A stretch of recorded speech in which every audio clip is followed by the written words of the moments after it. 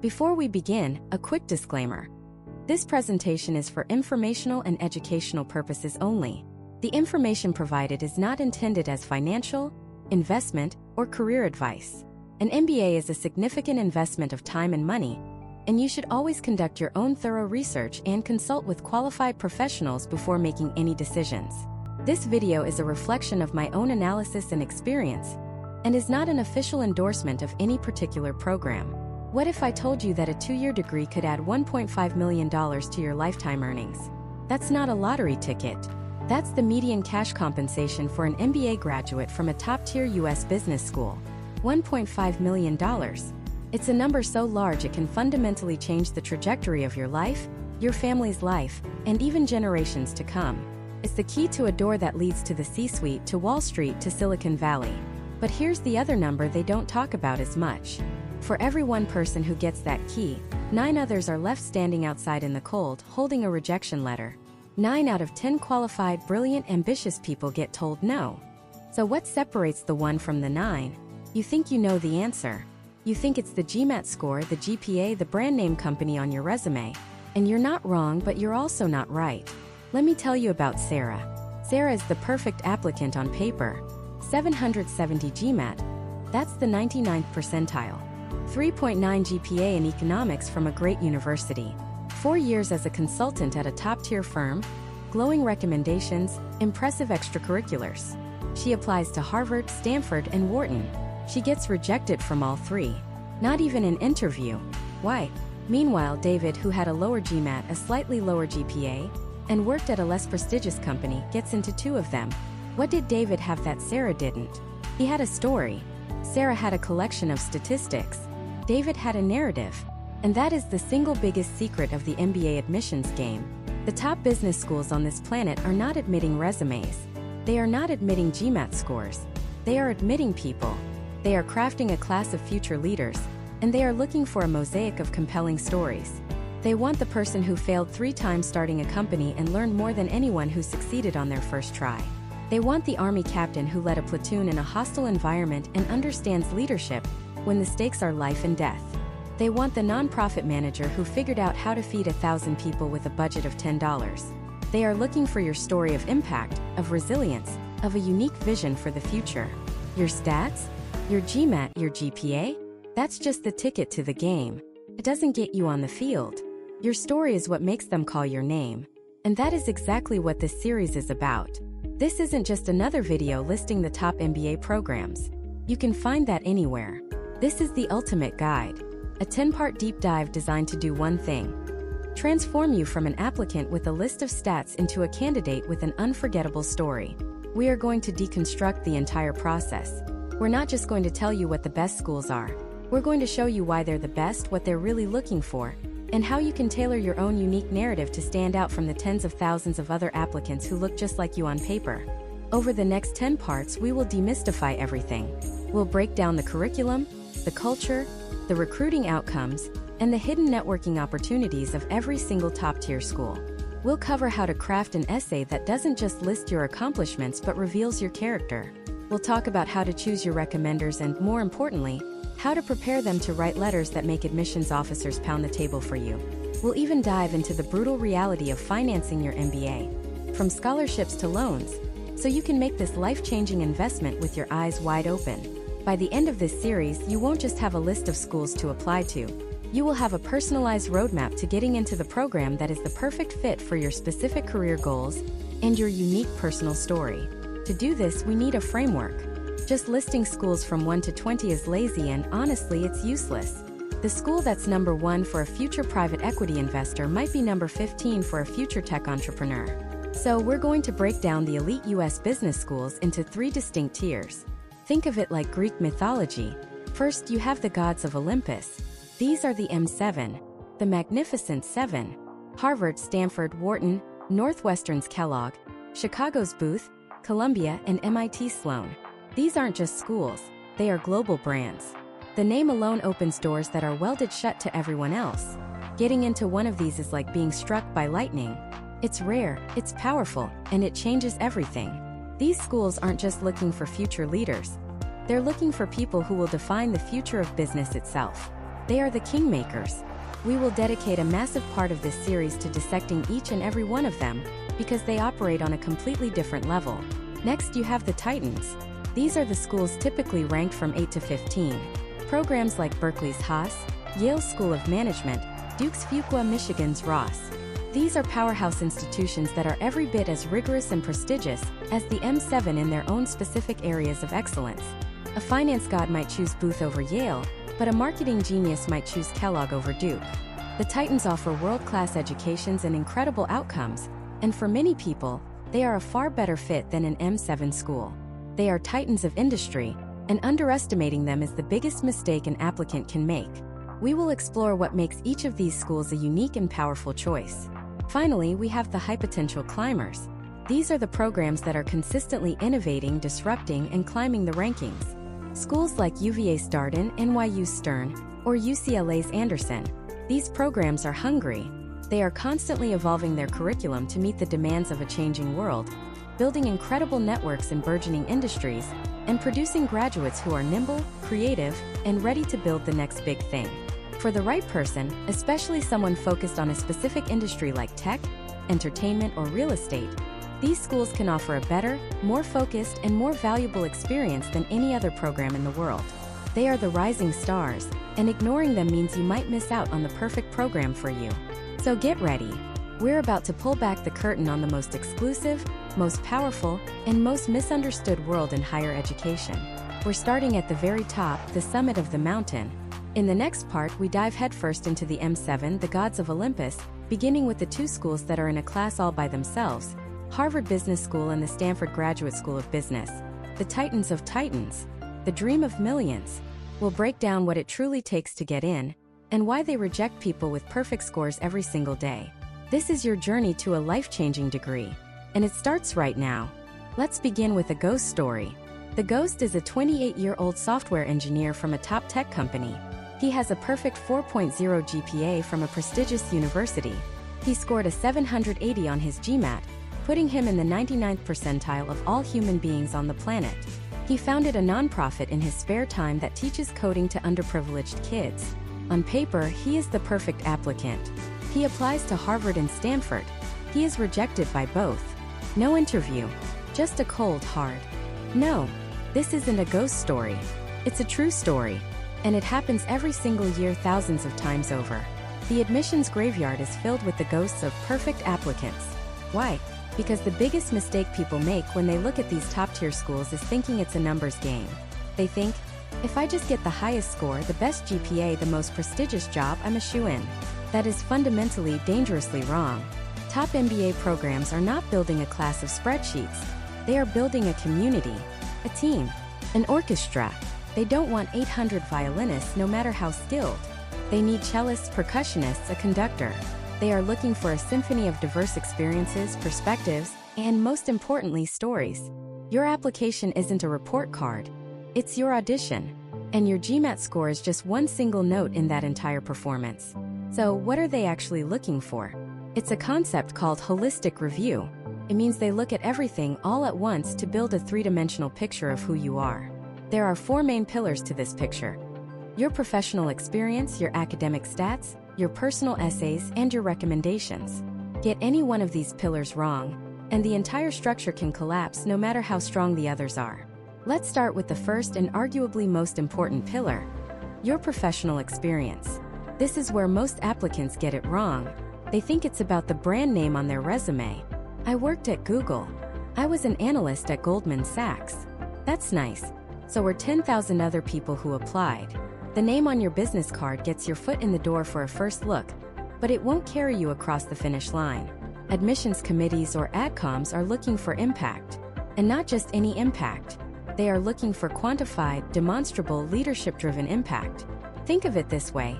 There's a massive difference between, I was part of a team that launched a new product, and, I led a cross-functional team of 6 engineers and 2 marketers, overcoming a 15% budget cut to launch a product that captured an 8% market share in its first 6 months, generating $3 million in revenue. One is passive, the other is active. One is a job description, the other is a story of achievement. You need to be the hero of your own professional story. Every single bullet point on your resume needs to scream impact. Use the STAR method: situation, task, action, result. What was the problem? What were you tasked to do? What specific actions did you take? And what was the measurable, quantifiable result? If you can't put a number, a percentage, or a dollar sign on it, you need to dig deeper. They also want to see progression. Have you been promoted? Have you taken on more responsibility over time? An applicant who has been promoted twice in 4 years at a no-name startup is often more impressive than someone who has been stagnant for 6 years at a Fortune 500 company. It shows that your superiors, the people who know your work best, have consistently bet on you. That's a powerful signal. And let's debunk another myth. You don't have to be a banker or a consultant. In fact, those are the most overrepresented professions. AdComs are desperate for diversity. They want the military veteran who led a platoon in a high-stakes environment. They want the nonprofit manager who scaled an organization with a shoestring budget. They want the teacher who developed a new curriculum that raised student test scores by 30%. They want the professional athlete who understands discipline and teamwork on a level most of us can only imagine. Your industry doesn't matter. The quality of your leadership and the scale of your impact within that industry is everything. Now, let's talk about the second pillar, the one that causes the most anxiety: your academic stats. The GMAT and the GRE.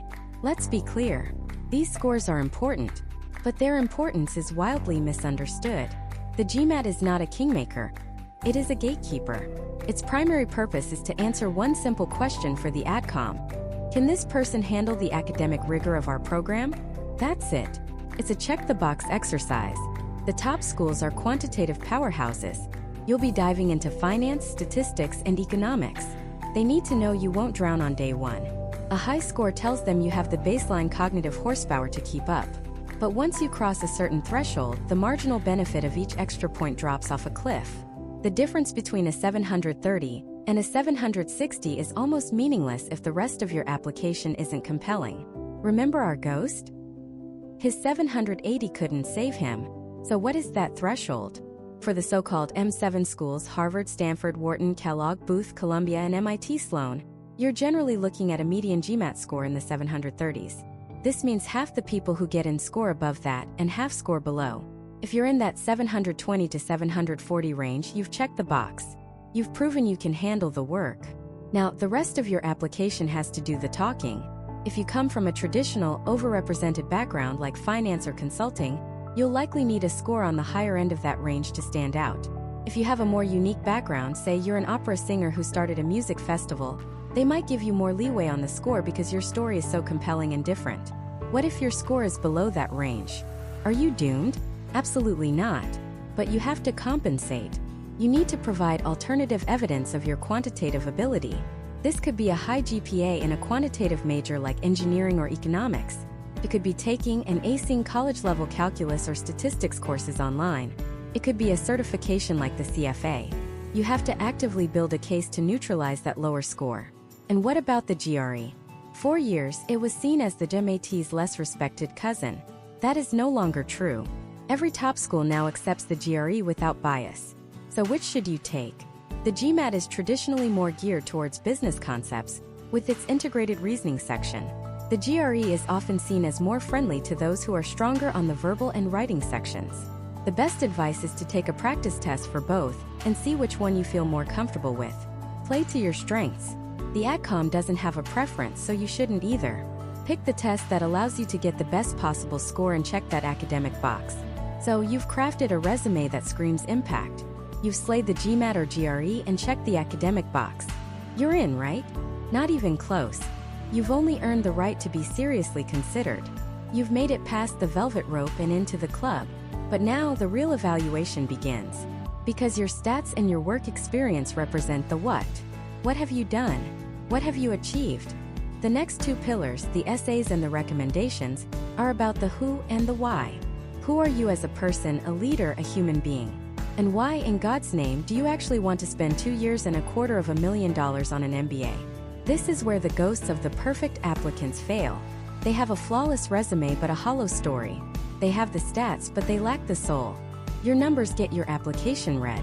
Your story gets you an interview. And in the next part, we are going to break down exactly how to craft a story so powerful, so authentic, and so compelling that the admissions committee has no choice but to say yes. So let's talk about the biggest lie in MBA admissions. The lie is that your story begins with your greatest accomplishment, that it starts with the deal you closed, the product you launched, or the promotion you earned. That is not a story. That's a resume bullet point with a few extra sentences. A real story, the kind that makes an admissions officer put down their coffee and lean closer to the screen, doesn't start at the peak of the mountain. It starts in the valley. Starts with a problem, a moment of frustration, question you couldn't answer, a wrong you needed to right. Every great story, from the Odyssey to Star Wars to your MBA application, is about transformation. It's about a journey from point A to point B. And if you start your story at point B with the victory already won, you've told the audience nothing. They don't know who you are, what drives you, or why you fought so hard to get there. The admissions committee, or AdCom, doesn't just want to see your highlight reel. They've already seen that in your resume. They want to see the director's cut. They want the behind-the-scenes footage of the struggle. Because your successes show what you did. Your struggles show who you are. So how do we find this story? We don't invent it. We excavate it. You are not a blank page. Your life, your career up to this very moment, is an archaeological site. And buried just beneath the surface are the artifacts that will build your narrative. Our job isn't to be a novelist. It's to be a detective, a journalist, an archaeologist of our own past. We need to find the moments that mattered. The first step is to ask yourself a simple but terrifyingly deep question. Why? Not just why an MBA. That's the last question we'll answer. We need to go deeper. Start with your last major career decision. Why did you take that job? For the opportunity. Why that opportunity? Because it was in tech. Why tech? Because I'm fascinated by innovation. Why are you fascinated by innovation? Because I grew up in a town that was left behind when the main factory closed, and I saw how technology could have saved it. Boom, there it is. We just went from a generic surface-level answer to the core of a powerful personal narrative in 4 whys. This is the raw material. That feeling of seeing your hometown struggle, that's the emotional core. That is a story an AdCom will remember long after they've forgotten the 20 other applicants who just said they were fascinated by innovation. Your story needs 3 fundamental pillars. Get these right, and the entire structure of your application, from essays to interviews, will be unshakable. Pillar number 1. The inciting incident. This is the moment the world shifted for you. It's the event that knocked you off your predetermined path and set you on the one you're on today. It's not your college graduation. It's not your first day at work. It's the specific, tangible moment where you encountered a problem so compelling, so frustrating, so important, that it changed your perspective forever. Maybe you were an engineer working on a new solar panel, and you visited a community that couldn't afford the electricity it desperately needed. That's an inciting incident. Maybe you were a financial analyst who discovered a flaw in the system that was costing everyday people their retirement savings. That's an inciting incident. Maybe you were a teacher who realized the curriculum was failing your brightest students from low-income backgrounds. That is a powerful inciting incident. It doesn't have to be some grand, world-saving moment. It just has to be real. It has to be the pebble that started the avalanche of your ambition. Find that moment. Write it down. Describe the sights, the sounds, the feeling in your gut. This is the opening scene of your movie. Pillar number 2. The crucible. A crucible is a vessel used to heat materials to incredibly high temperatures. It's a place of intense pressure and transformation. Your crucible moment is the most significant challenge you have ever faced professionally. And I'm not talking about the project that was a huge success from day one. I'm talking about the one that almost failed. The one that kept you up at night. The one where your team was ready to quit, your boss doubted you, and the data was all pointing to disaster. Why is this so important? Because success is a poor teacher. Anyone can manage a project when the wind is at their back. AdComs want to know what you do when the engine fails at 30,000 feet. Do you panic? Do you blame others? Or do you take a deep breath, rally your team, and figure out how to land the plane? Don't just tell them what the problem was. Tell them how it felt. Tell them about the moment of doubt. The moment you thought you were going to fail, and then show them what you did. Not what your team did, what you did. Did you have to persuade a skeptical executive? Did you have to learn a new skill in a weekend to fix a critical bug? Did you have to admit you were wrong about your initial strategy and pivot, showing humility and leadership? This is where your character is forged. This is what separates the managers from the leaders. A manager can follow a plan. A leader can navigate a crisis.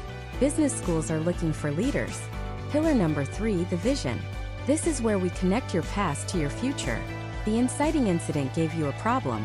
The crucible gave you the character and skills to start tackling it. The vision is your specific detailed plan for how an MBA is the essential catalyst to solve that problem at scale. And specific is the key word here. I want to be a leader in the renewable energy space is not a vision. It's a wish. I want to leverage an MBA from Booth, with its focus on data-driven marketing and entrepreneurship, to build a company that uses AI to create hyperlocal energy grids for developing nations, starting in Southeast Asia, solving the problem of energy poverty I first witnessed as an engineer in rural Thailand. That is a vision. See the difference? One is generic and forgettable. The other is a direct line drawn from your past, the inciting incident in Thailand, through your present, the need for specific skills from a specific school, and into a tangible, exciting future. Your vision shouldn't just be about what you want to get from the world, a high-paying job, a C-suite title. It has to be about what you intend to give. What problem are you uniquely positioned to solve, and how will this specific MBA program be the bridge that gets you there? Let's put it all together. Think of 2 applicants. Applicant A says, I have 5 years of experience in management consulting at a top firm. I led a team that increased client revenue by 15%. I want an MBA to transition into a product management role at a major tech company. It's not bad. It's just beige. It's wallpaper. It will blend in with hundreds of other applications. Now, applicant B, using our 3 pillars. My journey started when I was leading a consulting project for a nonprofit health clinic. I saw firsthand that their outdated inventory system meant life-saving vaccines were expiring on the shelf. This was my inciting incident. The project became my crucible. My initial proposal was rejected by the clinic's board as too expensive. I spent the next month working after hours building a cheaper, simpler prototype myself to prove the concept. It was the hardest I've ever worked, but getting that system approved and seeing the real-world impact was the most rewarding moment of my career. Now I see this isn't an isolated problem. It's a systemic failure. My vision is to build a tech company that provides affordable, scalable logistics software for nonprofits worldwide. To do that, I need more than just consulting skills. I need the operational expertise from MIT Sloan's legendary ops curriculum and the network of social entrepreneurs at the Legatum Center. I don't just want to be a product manager. I want to build the products that save lives. Who are you admitting? It's not even a contest. Applicant B has a story. They have a purpose. They have a clear, compelling reason for why they need that specific MBA right now. Their application isn't just a collection of facts. It's a manifesto. So your task now is to become that archaeologist. Open a blank document and don't think about essays. Don't think about word counts. Just think about these 3 pillars. Write them down. 1. The inciting incident. What was the moment a problem became personal for you? 2. The crucible. What was your greatest professional challenge, the one that truly tested you? 3. The vision. What is the specific, tangible change you want to make in the world? This is the foundation. This is the raw gold we've excavated from the mine of your experience. It's powerful, it's authentic, and it's yours alone. But raw gold isn't a crown. It needs to be melted, shaped, and polished. It needs to be crafted into a masterpiece. And in the next part, we are going to become master craftsmen. We're going to take this raw material and forge it into an answer for the single most famous, most feared, and most important essay in the entire MBA universe. Stanford's What Matters Most to You and Why. Those 7 words are the Mount Everest of MBA applications.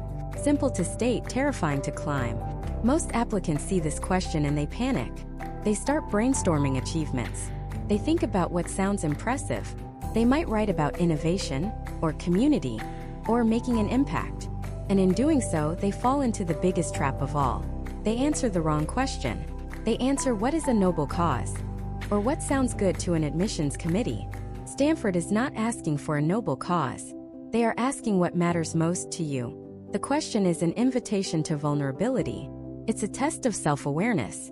It is, in essence, an X-ray of your soul, and the admissions committee are expert radiologists. They can spot a fake, a fabrication, or a hollow platitude from a mile away. So how do we begin? We start by understanding the anatomy of the question. It has 2 parts. What matters most to you? And the silent giant in the room. And why? The what is the destination. The why is the entire journey. The why is everything.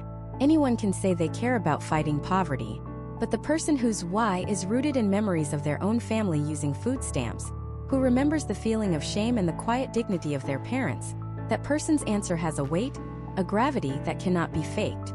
Your first step is not to write, it's to excavate. You are an archaeologist of your own life. You need to dig through layers of memory, experiences, and emotions to find the artifacts that shaped you. We're going to use a technique, a mental shovel, to get past the surface. It's often called the 5 whys. You state a belief and then you ask why. 5 times, drilling down with each answer until you hit bedrock. Let's try it. Imagine an applicant. Let's call her Sarah. Sarah is a consultant who has done a lot of pro bono work for nonprofits. Her first thought for the essay is, what matters most to me is creating sustainable social change. A fine answer. Noble even. But it's generic. It's a brochure. Let's apply the 5 whys. 1. Why does creating sustainable social change matter to you? Well, because I've seen so many nonprofits struggle with funding and short-term solutions that don't last. It feels like a waste of effort. Okay, better. We have a specific frustration. Let's go deeper. 2. Why does that waste of effort bother you so much? Because my first pro bono project was with a local literacy program. We built them a great new fundraising model. A year later, it had fallen apart because the director, a wonderful woman named Maria, didn't have the training to maintain it. I felt like I had failed her. Now we have a story. We have a character. We have an emotion: failure. This is getting interesting. 3. Why did that feeling of failing her specifically matter so much? Because Maria reminded me of my grandmother. My grandmother was an immigrant who never learned to read English. She was brilliant, but she was trapped. She couldn't help my mom with her homework, couldn't read a lease, couldn't navigate the world with confidence. She always felt small. Boom. Bedrock. We've hit a nerve. The emotion is raw and real. 4. Why does the idea of your brilliant grandmother feeling small resonate so deeply with you? Because I believe potential is universal, but opportunity is not. Seeing my grandmother's wasted potential, and then seeing the same pattern with Maria's organization, made me realize that good intentions aren't enough. You need to provide the tools and the training to unlock the potential that's already there. We're almost there. One last push. 5. And why is unlocking that potential the most important thing for you to do? Because I was given those tools. My family invested in my education. I was given every opportunity to unlock my potential. To see that same potential in others go unrealized because of a lack of access or knowledge, it feels like a fundamental injustice. It feels like my personal responsibility to correct that imbalance. What matters most to me is not just social change. It's arming underestimated people, people like my grandmother and Maria, with the tools they need to achieve their own potential. Look at that. We went from a generic sustainable social change to a deeply personal, emotionally resonant mission, arming underestimated people with the tools they need to achieve their own potential. The first is a headline. The second is a manifesto. It's rooted in family, in failure, in a core belief about justice. That is the raw material for a spectacular Stanford essay. Notice what happened. The what changed. It became sharper, more specific, more human. The why is no longer an abstract concept. It's a story about a grandmother, a nonprofit director, and a powerful sense of personal responsibility. Now you have the core. The next step is to build the narrative. Answering this question isn't just about stating your core value. It's about proving it. Your life has to be the evidence. The admissions committee needs to see a clear, unbroken line between your past, your present, and your future. Think of it as 3 acts. Act 1 is the origin story. This is where you introduce the why. It's the moment or series of moments that forge this value in you. For Sarah, this would be the story of her grandmother, the feeling of seeing brilliance constrained by circumstance. It's the emotional anchor of the entire essay. You must make the reader feel why this matters to you. Act 2 is the proof. How has this core value driven your actions? This is where you connect your why to your resume, but on a much deeper level. You're not just listing accomplishments, you're explaining the motivation behind them. Sarah wouldn't just say, "I did pro bono consulting." She would frame it as her first attempt to solve the problem she identified in Act 1. She'd talk about the project with Maria, not as a success, but as a pivotal learning experience. She'd show how the pain of that failure sharpened her resolve and clarified her goals. This is where you demonstrate that what matters most to you is not just a belief you hold, but a principle you live by. Act 3 is the future. This is the why Stanford part of the essay, but you never state it so bluntly. You have established a core value.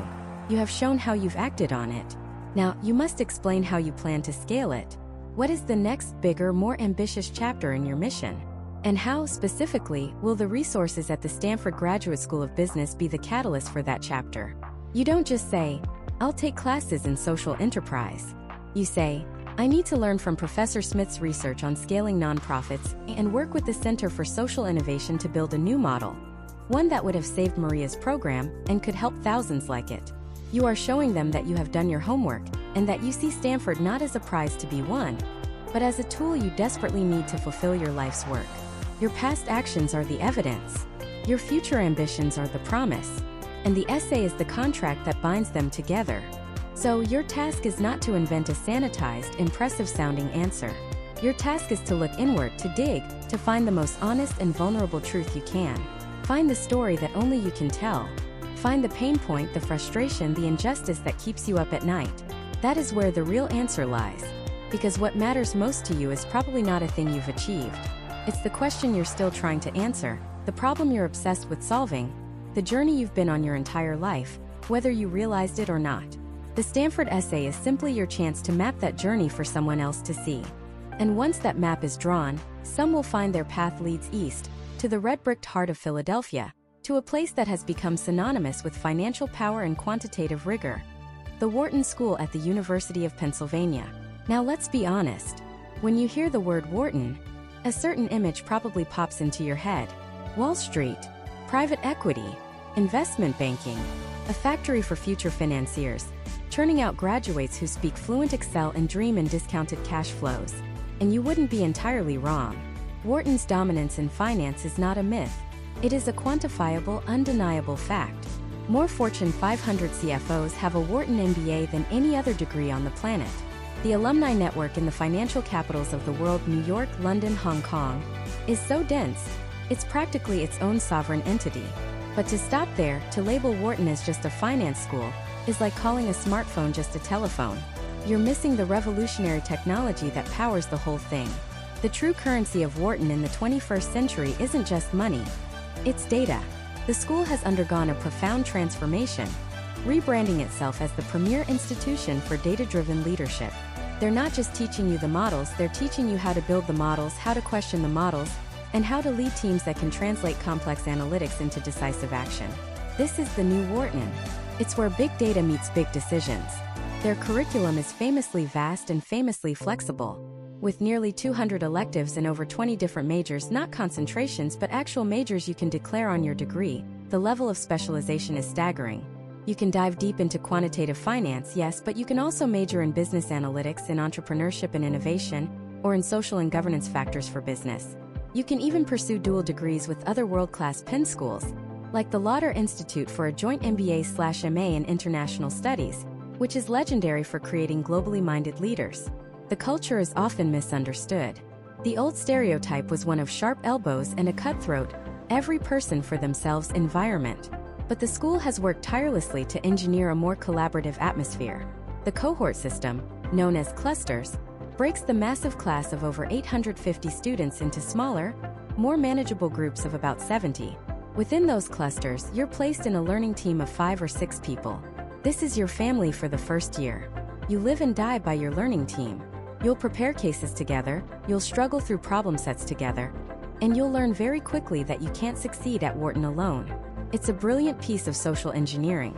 It forces collaboration in a high-stakes environment, forging bonds under pressure that last a lifetime. Is it still intense? Absolutely. Is it competitive? Without a doubt. But the competition is now channeled. It's your team against the problem, not you against your classmate. This brings us to the most unique, and perhaps most intimidating part of the Wharton application, the team-based discussion, or TBD. After submitting your written application, a select group of applicants are invited to participate in a small group discussion with other candidates, observed by members of the admissions committee. They give you a prompt, a real-world business problem, and then they just watch. They want to see you in action. They don't want to just read about your leadership experience on a resume. They want to see how you lead, how you listen, how you collaborate, and how you think on your feet, live and in real time. The key to the TBD isn't to be the loudest voice in the room. It's not about dominating the conversation or having the single best idea. It's about elevating the group. Are you the one who builds on someone else's suggestion? Are you the one who asks a clarifying question that gets everyone back on track? Are you the one who synthesizes two competing ideas into a stronger, hybrid solution? Are you the one keeping an eye on the clock, ensuring the team delivers on its objective? Wharton is looking for leadership in all its forms. The TBD is your audition, not just for Wharton, but for the modern boardroom. It's a direct reflection of their belief that an idea's value isn't just in its brilliance, but in its ability to be executed by a team. So who thrives at Wharton? The pragmatic visionary, the quantitative storyteller, the leader who respects the data but never forgets that business at its core is about people. It's for the person who wants to build the financial model and persuade the board to back it. It's for the person who understands that the most powerful insights are found at the intersection of analytics and instinct. But what if your intellectual curiosity goes even deeper? What if you're not just interested in applying the existing models, but in questioning their very foundations? What if you believe that the best way to lead the future is to first fundamentally understand the principles that govern it? For that, we travel to the Midwest, to a school built on a bedrock of academic theory and intellectual freedom. Welcome to the University of Chicago Booth School of Business. If Stanford is about changing the world and Wharton is about running it, Booth is about understanding it. This is the intellectual heavyweight of the MBA world. It's the home of the Chicago School of Economics, a place that has produced more Nobel laureates in economic sciences than any other institution on Earth. The air here is different. There's a palpable sense of academic rigor, a deep-seated belief in first principles, and an unwavering commitment to analytical inquiry. Their entire philosophy is encapsulated in something they call the Chicago approach. So what is the Chicago approach? It's a framework, a way of thinking. It's about dissecting problems down to their core components, challenging every assumption, and using data and rigorous frameworks to build an argument from the ground up. They don't teach you what to think, they teach you how to think.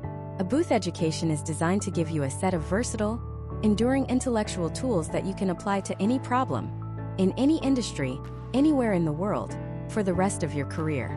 It's less about learning today's best practices and more about developing the skills to invent tomorrow's. This philosophy is most evident in its curriculum, which is the most flexible of any top MBA program. Period. There is only one required course. Lead, a class on leadership effectiveness. After that, the choice is entirely yours. You are the architect of your own education. From day one, you have access to the full slate of courses, from finance and marketing to behavioral science and operations. You can go as deep or as broad as you want. This incredible freedom is Booth's greatest strength, but it's also a profound challenge.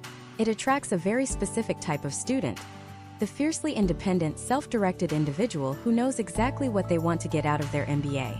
You have to be comfortable with ambiguity and confident enough to chart your own course without a predefined path. You might think a school this academically intense would be full of solitary nerds buried in textbooks. You'd be wrong. Booth has an incredibly strong pay-it-forward culture. Second-year students spend an enormous amount of time coaching first-years on everything from coursework to internship recruiting. Because the school is located in the heart of Chicago's Hyde Park neighborhood, a bit removed from downtown, the community is remarkably tight-knit. Students rely on each other. Traditions like the Random Walk, where students travel in groups to surprise international destinations before school starts, create deep bonds that define the Booth experience. It's a culture of collaborative intellectual sparring, where students push each other to think harder, question deeper, and defend their positions with better data. In their application, Booth is looking for evidence of this intellectual curiosity. Their famous essay questions often push you to reflect on your choices, your influences, and your moments of self-discovery. They want to see that you're not afraid to challenge the status quo, including your own beliefs. They're looking for people who are comfortable being challenged, who see a rigorous debate not as a conflict, but as the fastest path to the truth. The ideal Booth student is the one who, in a meeting, doesn't just ask, "What should we do?" but "Why should we do it?" They are the ones who challenge the premise of the question itself. They are the analytical leaders, the intellectually restless, the ones who aren't satisfied with simply knowing the answer, but are driven by an insatiable need to understand the why behind it. They are the future leaders who believe that the most innovative strategies are born not from imitation, but from a fundamental understanding of the forces at play. And this relentless pursuit of first principles, this deep-seated need to deconstruct the world to its foundational elements, finds its ultimate academic home on the shores of Lake Michigan, at the University of Chicago Booth School of Business. If there is one institution that embodies the spirit of intellectual rigor above all else, it is Booth. This isn't a place you go to learn the latest business fads. It's where you go to learn the timeless, underlying laws of economics, finance, and human behavior so that you can invent the fads of tomorrow. The entire institution is built upon something they call the Chicago approach. It's a philosophy born from a university that has racked up over 90 Nobel Prizes. It's the belief that any business problem, no matter how complex, can be broken down and solved using fundamental analytical frameworks. At Booth, you don't memorize answers. You are given the tools to derive them yourself. This manifests in what is arguably the most flexible curriculum of any top MBA program. There is only one required course: Leadership Effectiveness and Development, or LEAD. After that, the entire curriculum is an open field. You are the architect of your own education. Want to dive deep into quantitative finance and algorithmic trading from day one? You can. Want to build a bespoke program around marketing analytics and behavioral science? The resources are there. This freedom, however, comes with immense responsibility. The school trusts you to know what you need, and it expects you to engage at the highest possible intellectual level. The classroom environment is famously intense. It's a culture of debate, of challenging assumptions, not just your classmates but your professors as well. A Booth classroom is not a passive experience. It's an intellectual sparring match where the best idea, supported by the most robust data and the most logical argument, wins the day. They are looking for candidates who crave this. People who aren't just comfortable with numbers but who think in them. People whose essays demonstrate not just what they've achieved, but the analytical process they used to get there. They want to see your thought process, your intellectual curiosity, and your courage to question established norms. While its reputation as a finance powerhouse is well-earned and undisputed, its prowess in data-driven marketing, entrepreneurship, and economics is equally formidable. A Booth MBA is a signal to the world that you are not just a manager. You are an analytical weapon, capable of dissecting any problem with a terrifying level of precision. But what if you believe that the greatest challenges aren't solved by a single brilliant analyst, but by a high-functioning, perfectly synchronized team? What if your theory of leadership is built not on intellectual individualism, but on the exponential power of collaboration? If that's the case, then you'll travel just a few miles north of Booth to Evanston, Illinois, to the Northwestern University Kellogg School of Management. Where Booth is analytical and theoretical, Kellogg is energetic and deeply collaborative. If Booth's mantra is challenge everything, Kellogg's is growth through teamwork. This isn't just a marketing slogan. It is the fundamental organizing principle of the entire school. From the moment you're admitted, you are immersed in a culture that prizes we over me. The experience often begins before classes even start, with Quest, Kellogg Worldwide Experiences and Service Trips, where you and about 20 of your new classmates travel to a corner of the world, led by second-year students to bond, explore, and perform community service. It's a deliberate, systematic process of breaking down barriers and forging the bonds that will define your next 2 years. This team-based ethos is woven into the very fabric of the curriculum. Nearly every class is heavy on group projects. You are constantly being shuffled into new teams, forced to work with different personalities, different working styles, and different cultural backgrounds. Kellogg is a laboratory for leadership, and the core experiment is figuring out how to motivate, influence, and lead a team of A-type personalities to a shared goal when you have no formal authority. This is why the school famously looks for candidates who are low-ego, high-impact. They want people who are undeniably brilliant and accomplished, but who also have the humility and emotional intelligence to be exceptional teammates. They want to see evidence of this in your application. Stories where you led from behind, where you elevated the performance of your entire team, where you built consensus and drove a group forward. These are the stories that resonate with the Kellogg Admissions Committee. While it built its legendary reputation as the undisputed titan of marketing, today Kellogg is an absolute powerhouse across the board, placing graduates into the highest echelons of consulting, private equity, tech, and of course general management. The Kellogg Mafia is a real thing. A global network of alumni who are famously responsive and fiercely loyal, always willing to take a call or open a door for a fellow graduate. A Kellogg MBA signals to the world that you are not just a brilliant strategist, but a leader who understands that the most ambitious goals are only achieved together. So we have the rigorous analyst at Booth and the collaborative leader at Kellogg. But there's a third, distinct archetype of leader that has its own temple of higher learning. This is the innovator, the builder, the person who doesn't just analyze a system or lead a team within it, but who fundamentally reimagines and builds a new one. For this leader, the journey takes them to Cambridge, Massachusetts, to the MIT Sloan School of Management. Sloan operates under the broader MIT motto, Mens ite manus, which translates to mind in hand. This isn't just a quaint Latin phrase. It is the single most important concept for understanding the school. Everything at Sloan is about the fusion of rigorous cutting-edge theory with messy, practical, hands-on application. It's a place that believes you don't truly understand a concept until you've tried to build it, break it, and build it better. The culture is scrappy, unpretentious, and relentlessly forward-looking. There's a palpable energy of creation. You're surrounded by people who aren't just talking about disrupting industries. They are actively doing it in the labs and venture accelerators that the campus. The curriculum is designed to push you out of the classroom and into the real world. The most famous examples of this are the action labs. These aren't theoretical case studies. In the Global Entrepreneurship Lab, or G-Lab, you'll spend a semester working as a consultant for a startup in an emerging market, and then fly there to help them implement your recommendations.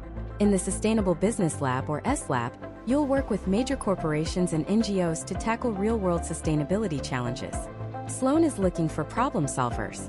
They are drawn to candidates who have a history of getting their hands dirty, of taking ideas from conception to execution. They love seeing applicants from non-traditional backgrounds, especially STEM fields, who have demonstrated leadership and an ability to innovate. They want to see a bias for action in your stories. They care less about your fancy title and more about what you actually built, created, or fixed. Being at Sloan means being plugged into the entire MIT ecosystem, which is arguably the most powerful engine of technological innovation on the planet. You can take classes at the Media Lab, work on a project with PhDs from the engineering school, or join a startup at the Martin Trust Center for MIT Entrepreneurship. The school's strengths are exactly what you'd expect. Entrepreneurship, technology, operations, and analytics are second to none. A Sloan MBA signals that you are a different kind of leader. You are not just a manager of resources. You are a creator of new possibilities, equipped with both the analytical mind and the practical hands to build the future. The analyst, the collaborator, the innovator. Three distinct philosophies, three world-class institutions, each shaping a different kind of leader. Each one a universe unto itself.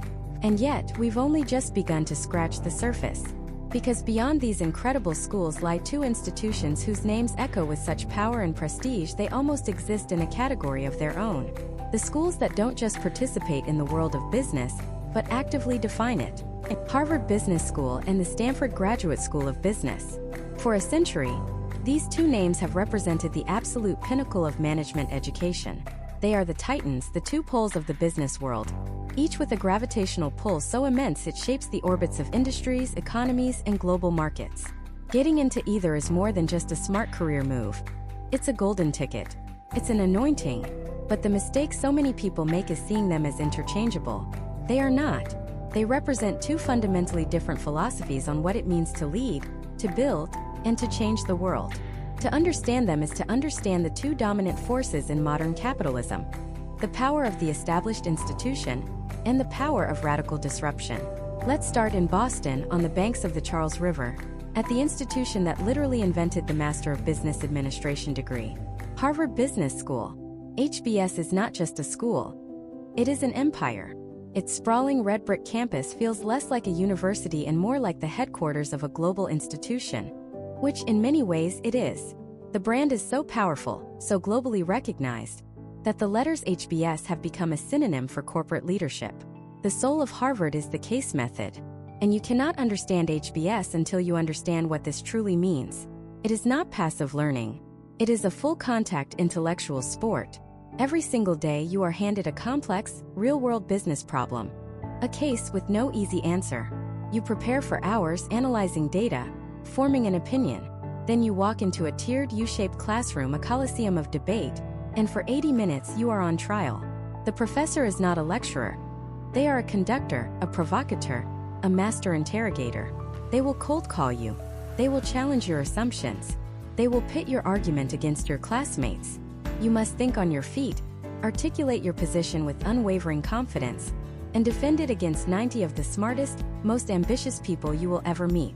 It is relentless, it is terrifying, and it is transformative. HBS forges leaders through fire. The goal isn't to teach you the right answer. The goal is to train your mind to make decisions under pressure with incomplete information, just as a CEO must. This is why HBS has historically been the ultimate feeder for the Fortune 500, for Wall Street, for the corner offices of the world's most powerful corporations. The school's curriculum is a masterclass in general management, designed to create leaders who can command any large, complex organization. And then there's the network. To call it a network is an understatement. It is a global infrastructure of influence. With over 80,000 alumni, including more CEOs of S&P 500 companies than any other school, an HBS degree doesn't just open doors, it removes the walls. It grants you access to a private, global club whose members are running the world. It's the brand of Jamie Dimon at JP Morgan Chase, of Sheryl Sandberg at Facebook, of Michael Bloomberg. It is the establishment. It is the institution of power. Now let's travel 3,000 miles west to Palo Alto, California, to a place that looks and feels like the complete opposite of Harvard's hallowed halls, the Stanford Graduate School of Business. If HBS is the grand cathedral of established capitalism, the GSB is the sun-drenched laboratory of futuristic innovation. Nestled in the heart of Silicon Valley, the GSB doesn't just study the world of tech and venture capital, it is the beating heart of it. The air here crackles with a different kind of energy, not the pressure of tradition, but the limitless possibility of creation. The school's motto is change lives, change organizations, change the world, and they mean it. The entire philosophy of the GSB is built around introspection, personal growth, and entrepreneurial action. The most famous class at Stanford isn't about finance or marketing. It's a course in interpersonal dynamics, known affectionately as touchy-feely. It's a class where you are put into small groups to explore your own emotional intelligence, your communication style, and how you impact others. The core belief at Stanford is that you cannot effectively lead others until you profoundly understand yourself. This focus on the soft skills of leadership creates a culture that is intensely collaborative, supportive, and vulnerable, in a way that is almost unimaginable at other top schools. But don't mistake this for a lack of ambition. The GSB is arguably the most powerful engine for entrepreneurship on the planet. Its proximity to Sand Hill Road, the global center of venture capital, is no accident. The flow between the GSB campus and the tech ecosystem is constant and seamless. Your guest lecturer might be the founder of a unicorn startup. The person sitting next to you in class is probably working on the next one. Stanford doesn't just teach you how to join a company, it teaches you how to build one from scratch.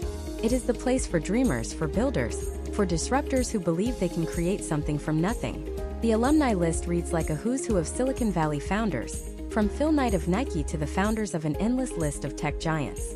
So this is the ultimate choice. The two best MBA programs in the world, offering two profoundly different paths. How do you choose? Comes down to a single question. Do you want to master the world as it is, or do you want to build the world as it could be? If your goal is to lead a massive global organization, to navigate the complex corridors of power in finance, consulting, or a Fortune 500 company, Harvard is the undisputed champion. Its case method will train you to be a decisive general manager, and its unparalleled brand will give you the ultimate institutional credibility. It is the path of the commander, the steward of great enterprises. But if your dream is to start a company, to disrupt an industry, to join a high-growth tech firm, or to enter the world of venture capital, Stanford is your launchpad. Its focus on self-awareness, innovation, and its seamless integration with Silicon Valley provides an ecosystem for creation that is unmatched anywhere on Earth. It is the path of the creator, the architect of the new. Think of it like this. Harvard teaches you how to play the game at the highest possible level. Stanford teaches you how to invent a whole new game. One is about power, the other is about possibility. One hones your analytical mind in a furnace of debate. The other cultivates your creative spirit in a garden of innovation. Both are incredibly difficult to get into, with acceptance rates hovering in the single digits. Both will change your life forever, but they will change it in very different ways. The choice isn't about which school is better. It's about which future you want to build. And while these two titans often dominate the conversation, to stop here would be to ignore a landscape of other truly elite institutions, schools that offer their own unique brands of excellence, their own distinct cultures, and their own powerful pathways to success.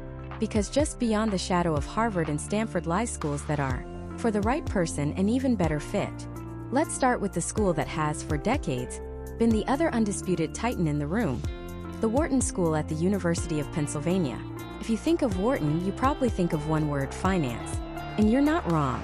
For generations, Wharton has been the primary pipeline to Wall Street, private equity, and the highest echelons of global finance. It is, without question, the quantitative powerhouse. The curriculum is rigorous, analytical, and unapologetically data-driven. You don't just learn finance theory at Wharton. You are immersed in the mathematical language of the market. But to label it as just a finance school today is to miss the bigger picture. Over the past decade, Wharton has undergone a quiet revolution. It's built a formidable entrepreneurial ecosystem in Philadelphia, leveraging its massive and famously loyal alumni network. This network, often dubbed the Wharton Mafia, is arguably the most powerful in the business world. It's not just a contact list. It's an active reciprocal system of support.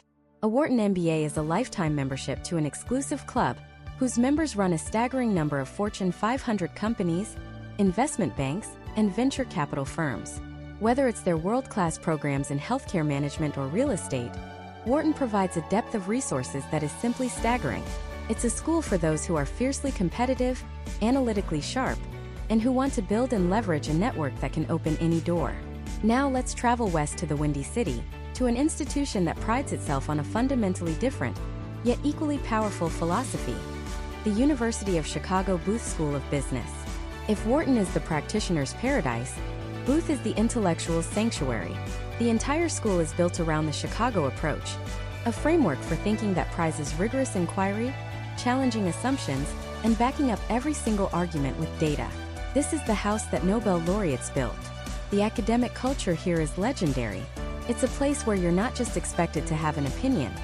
You're expected to be able to defend it against some of the sharpest minds in the world, your professors and your classmates. But don't mistake this intellectual rigor for rigidity. In fact, Booth has the most flexible curriculum of any top MBA program. There's only one required course: Leadership Effectiveness and Development, or LEAD. After that, you are the architect of your own education. You can dive deep into financial engineering, marketing analytics, or behavioral economics.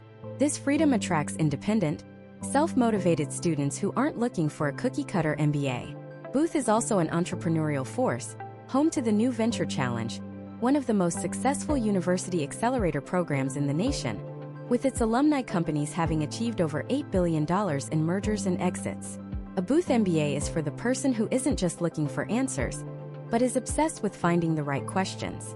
It's for the leader who believes the best decision is always the one backed by undeniable proof. Just a few miles north of Booth, nestled in Evanston, is a school with a reputation that feels like a world away: Northwestern University's Kellogg School of Management. If Booth is about intellectual debate, Kellogg is about human connection. It is, and has always been, the undisputed leader in marketing, but its true secret sauce is its culture of collaboration. This isn't just a marketing slogan. It's the school's core operating system. From the moment you step on campus, the emphasis is on the team. Group projects are the norm, not the exception. The admissions process famously screens for high emotional intelligence and a genuine desire to work with others. Kellogg believes that the biggest challenges in business are not solved by lone geniuses, but by diverse teams of smart people working together. This makes it a breeding ground for future chief marketing officers and general managers, leaders who know how to build consensus, inspire teams, and understand the human element of business. Their experiential learning programs are second to none, sending students around the globe to consult for real companies on real problems. The result is a graduate who is not just analytically sharp, but also empathetic, self-aware, and an exceptional communicator. If you believe that leadership is about empowering others, and that the whole is always greater than the sum of its parts, Kellogg isn't just a top choice. It's your home.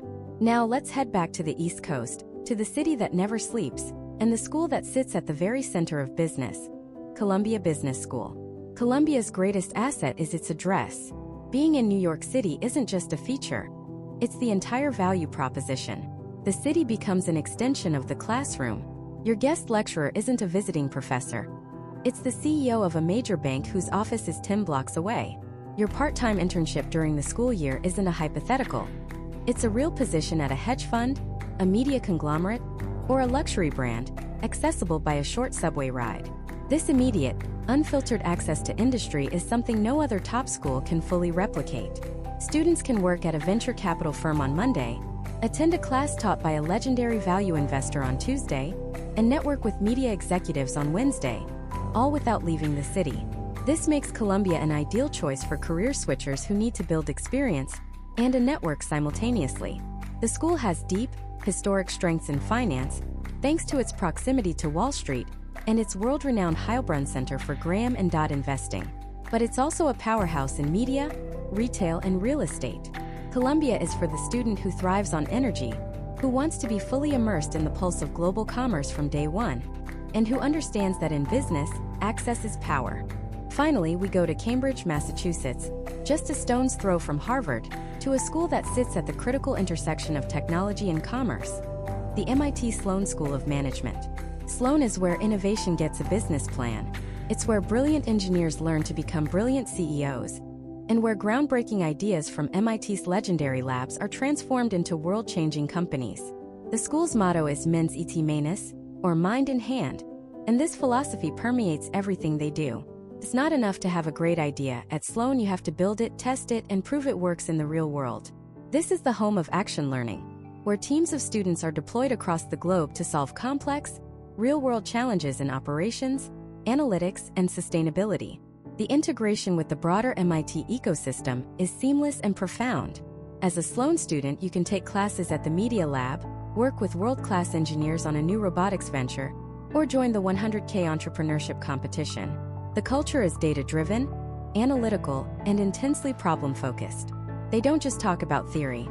They build models, run simulations, and get their hands dirty. Sloan is the definitive choice for anyone who wants to lead in the tech industry, whether that's at a major firm like Google or Amazon, or by launching their own disruptive startup. It's for the builder, the innovator, and the systems thinker who wants to solve the world's hardest problems. Wharton, Booth, Kellogg, Columbia, Sloan. 5 legendary institutions, each with its own distinct identity. The finance titan, the intellectual heavyweight, the collaborative leader, the urban insider, and the tech innovator. They prove that there is no single definition of an elite business education. Each school offers a unique culture and a specialized pathway to the highest levels of success. But the M7, as powerful as they are, don't have a monopoly on opportunity. In fact, some of the most dynamic, innovative, and highest-returning MBA programs in the country are waiting just beyond this inner circle, offering world-class educations tailored to very specific and very powerful career goals. Let's call them the contenders. The schools that have decided that being a jack of all trades is a fool's errand in a world that rewards mastery. These are the programs that have carved out distinct identities, building ecosystems of talent, recruiters, and alumni that are nearly impossible to replicate. They don't just compete with the top 10. On their home turf, they dominate. Take, for example, Duke University's Fuqua School of Business. If you walk onto Jeget campus in Durham, North Carolina, you'll hear a phrase repeated like a mantra: Team Fuqua. Now, it's easy to be cynical. Every school talks about collaboration. But at Fuqua, it's not a marketing slogan. It's a doctrine. The entire program is engineered to break down the individualistic, sharp-elbowed culture that can sometimes permeate business school and replace it with a collective identity. They believe the defining challenges of the 21st century won't be solved by a lone genius in a corner office, but by diverse, high-functioning teams. This isn't just about feeling good. It's a calculated strategic advantage. Recruiters from top consulting firms and major corporations love Fuqua grads because they arrive on day one knowing how to integrate, how to lead without ego, and how to amplify the strengths of their colleagues. This is especially true in their world-renowned Health Sector Management Program, or HSM. Fuqua saw the healthcare tsunami coming decades ago, an industry representing nearly a fifth of the U.S. economy, drowning in complexity. They built the country's oldest and largest health management program, creating a pipeline of leaders who now run major hospital systems, pharmaceutical giants, and healthcare-focused venture capital firms. If you want to be a power player in the business of medicine, Fuqua isn't just a great option. It's arguably the best. Now, let's travel a few hours north to Charlottesville, Virginia, to the University of Virginia's Darden School of Business. If Fuqua is the ultimate team, Darden is the ultimate intellectual crucible. This is a school for people who believe that pressure makes diamonds. While many schools use the CASE method, Darden lives it. It's a 2-year total immersion boot camp in decision-making under uncertainty. First-year students are placed in carefully selected learning teams and face a relentless barrage of 3 to 4 cases per day. That's over 600 cases before you graduate. You're not just reading about business, you're thrust into the role of the protagonist, the CEO facing a hostile takeover, the marketing director with a failed product launch, the founder running out of cash. The Darden experience is notoriously intense. The workload is staggering, but the transformation is profound. Darden graduates are forged in the fire of Socratic debate. They learn to think on their feet, to defend their positions with data and logic, and to persuade others when the stakes are high. It's no surprise that Darden is a perennial powerhouse in management consulting and finance. McKinsey, Bain, and BCG, along with every major investment bank, recruit heavily there because they know a Darden grad has been through the ringer. They've been challenged, they've been humbled, and they've emerged with an analytical toolkit and a level of executive presence that is second to none. It's not a school for the faint of heart, but for those who thrive on rigor. Darden is a launchpad to the highest echelons of strategic leadership. But what if you learn best not by talking but by doing? Then you head to Ann Arbor, Michigan, to the Ross School of Business. The philosophy at Ross is simple. You cannot learn to swim from a textbook. Their entire curriculum is built around a concept they pioneered: action-based learning. The crown jewel of this approach is the Multidisciplinary Action Project, or MAP. This is not some hypothetical class project. For 7 full weeks at the end of your first year, all classes stop. You and your team are assigned to a real company, a real nonprofit, or a real startup to solve a real high-stakes problem. And these aren't small problems. One team might be in Seattle developing a market entry strategy for Microsoft's cloud services in Southeast Asia. Another might be in Ghana, working with a nonprofit to build a sustainable supply chain for local artisans. Another could be in Detroit, helping Ford figure out the future of urban mobility. You are on the ground, embedded in the organization, working as a full-time consulting team. You present your final recommendations not to a professor, but to the company's senior leadership. The MAP experience is so powerful that for many Ross alumni, it's the single most important part of their MBA. It provides them with a bulletproof story to tell in interviews, credible, hands-on experience in a new industry or function, and the confidence that they can deliver results. Ross is for the builders, the doers, the people who want to get their hands dirty. And its massive, fiercely loyal alumni network, one of the largest in the world, ensures that a Michigan degree opens doors everywhere. Of course, for some industries, geography is destiny, and no school leverages its location quite like New York University's Stern School of Business. Planted in the heart of Greenwich Village, Stern's campus is a subway ride away from the headquarters of global finance, media, luxury retail, and tech. While other schools have to fly executives in for a guest lecture, Stern students have coffee with them. They do in-semester internships at private equity firms, hedge funds, and investment banks. The city isn't just a backdrop, it's an extension of the classroom. Unsurprisingly, Stern is an absolute juggernaut in finance. If you want to work on Wall Street, there is arguably no better place to be. The school's deep, long-standing relationships with every major financial institution provide an unparalleled home field advantage. But don't mistake Stern for a one-trick pony. It has quietly built elite specializations in luxury and retail, leveraging its proximity to the world's fashion and consumer brand capitals. It has a thriving entertainment, media, and technology program, tapping into New York's burgeoning Silicon Alley. What defines the Stern experience is access. Access to people, access to internships, access to the relentless energy of a city that never sleeps. It's a program for those who want to be at the center of the universe, building their network and their career in real time. Finally, let's fly out to the West Coast, to a school that embodies the spirit of Southern California, UCLA Anderson. Located in sunny Los Angeles, Anderson sits at the global intersection of technology, entertainment, and entrepreneurship. While Silicon Valley to the north gets much of the attention, the Silicon Beach ecosystem in LA, home to companies like Snap, Hulu, and Riot Games, is a powerhouse of innovation. Anderson is its business school. The school excels in 3 key areas: tech, media and entertainment, and real estate. Students looking to pivot into product management at Google or Amazon will find a robust curriculum and a dedicated alumni network. Those dreaming of running a movie studio or a record label can tap into Anderson's deep connections with Hollywood. And its Zeman Center for Real Estate is one of the best in the world. But what truly sets Anderson apart is its culture. Defined by the motto "Share Success," it's an environment that is ambitious yet collaborative, optimistic, and deeply connected to the creative, forward-looking energy of Los Angeles. It's a place for people who want to build the future, whether that's the next blockbuster film, the next unicorn startup, or the next iconic skyline. Each of these schools, Fuqua, Darden, Ross, Stern, and Anderson, offers a world-class MBA, but they are not interchangeable. Choosing one over the other isn't about a single spot in the rankings. It's a strategic decision about what kind of leader you want to become and what ecosystem you want to join. They prove that the most powerful MBA experience often comes not from chasing prestige, but from finding a perfect fit. But as we've explored these temples of business education, from the M7 to these elite contenders, there's an elephant in the room: the staggering cost. A 2-year MBA at a top program can easily run over $200,000, not including lost wages. This begs the question, is it always worth it? What if the true secret to a successful career isn't just about the name on the diploma, but the return on your investment? What if there are other, less talked about programs that deliver a financial punch far above their weight class?